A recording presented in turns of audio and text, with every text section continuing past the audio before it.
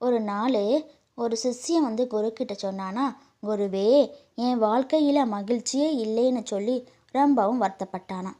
அப்போ குரு அவனை ஒரு தோட்டத்துக்கு கூட்டிகிட்டு போனாராம். அங்கே பார்த்தா கலர் கலராக பட்டாம்பூச்சிகள் அங்கேயும் இங்கேயும் பறந்துக்கிட்டே இருந்துச்சான். இதில் ஏதாவது நான் பிடிச்சிட்டு வா அப்படின்னு சிஷ்யங்கிட்ட குரு சொன்னாராம். பட்டாம்பூச்சிகளையும் துரத்துக்கிட்டே ஒன்றானா சிஷ்யன். ஆனால் ஒன்றை கூட அவனால் பிடிக்க முடியலையாம். சரி பரவாயில்ல வா அப்படின்னு குரு சிஷ்யங்கிட்ட சொன்னாராம். நாம் இந்த தோட்டத்தின் அழகை மட்டும் ரசிக்கலான்னு அவனை தோட்டத்துக்கு நடுவில் கூட்டிகிட்டு நின்றாராம்.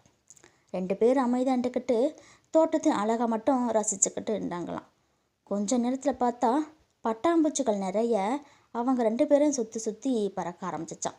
2 பட்டாம்பூச்சி மட்டும் சிஷ்யனோட கையில் உட்காந்துருந்துச்சான். அப்போ குரு சிரிச்சுக்கிட்டு சொன்னாராம், இதுதான்ப்பா வாழ்க்கை. மகிழ்ச்சியை தேடி துரத்துறது வாழ்க்கை இல்லை, வாழ்க்கையை அமைதியாண்டு ரசிக்கும் போது தான் மகிழ்ச்சி நம்மக்கிட்ட தானாக சேரும் அப்படின்னு சொன்னாராம்.